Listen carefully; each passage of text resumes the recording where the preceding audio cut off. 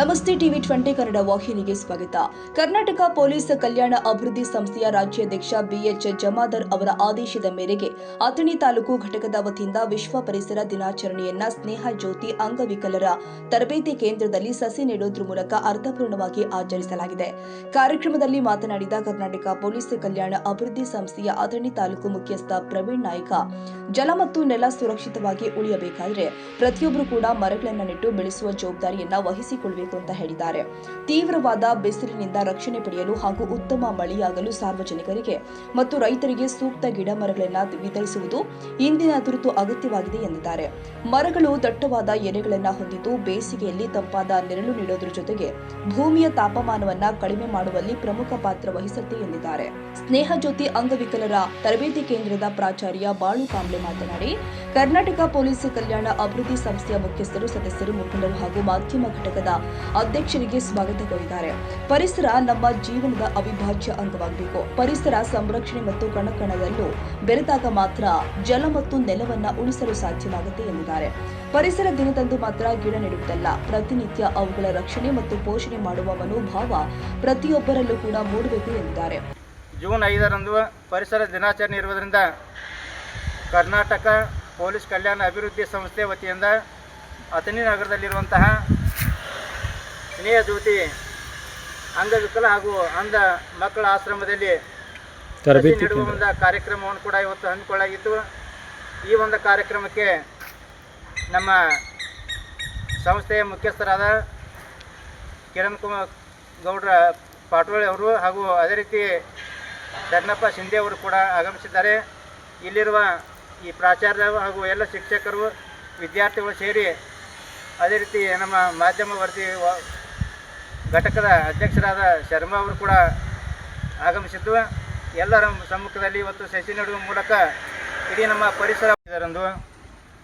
ಪರಿಸರ ದಿನಾಚರಣೆ ಇರುವುದರಿಂದ ಅಥಣಿ ನಗರದ ಸ್ನೇಹ ಜ್ಯೋತಿ ಅಂಗವಿಕಲರ ಅಂಧ ಮಕ್ಕಳ ಒಂದು ಆಶ್ರಮದಲ್ಲಿ ಇವತ್ತು ಸಸಿ ನೆಡುವ ಮೂಲಕ ಕರ್ನಾಟಕ ಕಲ್ಯಾಣ ಅಭಿವೃದ್ಧಿ ಸಂಸ್ಥೆಯಿಂದ ಸ್ಟಾರ್ಟಿಂಗ್ ಮಾಡಿ ಮತ್ತು ನೆಡಬೇಕನ್ನೋ ಮಾತನ್ನು ಕೂಡ ಹೇಳುತ್ತಾ, ಇವತ್ತು ನಮ್ಮ ನೆಲ ಉಳಿಯಬೇಕಾದರೆ ಸುರಕ್ಷಿತವಾಗಿ ಗಿಡ ಮರಗಳನ್ನು ನೆಡುವಂತಹ ಕೆಲಸ ಪ್ರತಿಯೊಬ್ಬರು ಮಾಡಬೇಕೆಂತ ತಮ್ಮಲ್ಲಿ ವಿನಂತಿಸ್ಕೊಳ್ತಾ ಇದ್ದೀನಿ. ಕರ್ನಾಟಕ ಪೊಲೀಸ್ ಕಲ್ಯಾಣ ಅಭಿವೃದ್ಧಿ ವಿಶೇಷವಾಗಿ ಕರ್ನಾಟಕ ಈ ನಮ್ಮ ಪರಿಸರವನ್ನು ಬೆಳೆಸಬೇಕಂದ್ರೆ ಪರಿಸರ ನಮ್ಮ ಜೀವವಾಗಿರಬೇಕು. ಪರಿಸರ ನಮ್ಮ ಕಣಕಣದಲ್ಲಿ ಹರಡಿದಾಗ ಮಾತ್ರ ನಾವು ಜಲ ನೆಲ ಉಳಿಯಲು ಸಾಧ್ಯವಾಗುತ್ತದೆ. ಪ್ರತಿದಿನ ಬರೀ ನಾವು ಪರಿಸರ ದಿನ ಒಂದೇ ದಿನ ನಾವು ಗಿಡ ನೆಡುವ ಕಾರ್ಯಕ್ರಮ ಬೇಡ, ಪ್ರತಿದಿನವೂ ನಮ್ಮ ಗಿಡ ನೆಡುವ ಕಾರ್ಯಕ್ರಮ ನಮ್ಮ ಮನದಲ್ಲಿ ನಮ್ಮ ಉಸಿರಿನಲ್ಲಿ ಹುಟ್ಟಿಲ್ಲ ಎಂದು ಹೇಳುತ್ತಾ ನಾನು ಎರಡು ಮಾತುಗಳನ್ನು ಮುಗಿಸ್ತೀನಿ. ಜೈ ಹಿಂದ್, ಜೈ ಭಾರತ.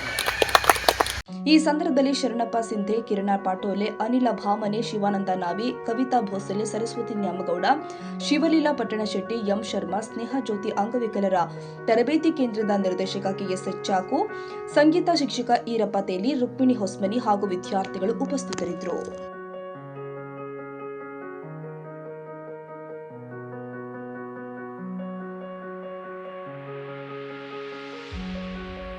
ಕನ್ನಡಿಗರ ಮೆಚ್ಚಿನ ನಿಮ್ಮ ಟಿವಿ 20 ಕನ್ನಡ ವಾಹಿನಿ ಇದೀಗ ಟಿವಿಯಲ್ಲಿ ಲಭ್ಯ.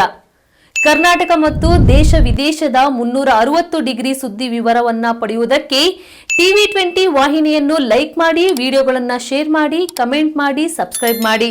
HCN ಕೇಬಲ್ 842 ನಂಬರ್ನಲ್ಲಿ ಹುಕ್ಕೇರಿ ತಾಲೂಕು ಹಾಗೂ ಸಂಕೇಶ್ವರದ ಸುತ್ತಮುತ್ತಲಿನ ಹಳ್ಳಿಗಳಲ್ಲಿ ಲಭ್ಯ. PCN ಕೇಬಲ್ 129 ನಂಬರ್ನಲ್ಲಿ ಹಾರುಗೆರೆ ಸುತ್ತಮುತ್ತಲಿನ ಹಳ್ಳಿಗಳಲ್ಲಿ ಲಭ್ಯ. ರಾಯಬಾಗ್ ಡಿಜಿಟಲ್ ಚಾನೆಲ್ ಕೇಬಲ್ 80ನೇ ನಂಬರ್ನಲ್ಲಿ ರಾಯಬಾಗ ತಾಲೂಕಿನ ಸುತ್ತಮುತ್ತಲಿನ ಹಳ್ಳಿಗಳಲ್ಲಿ ಲಭ್ಯ.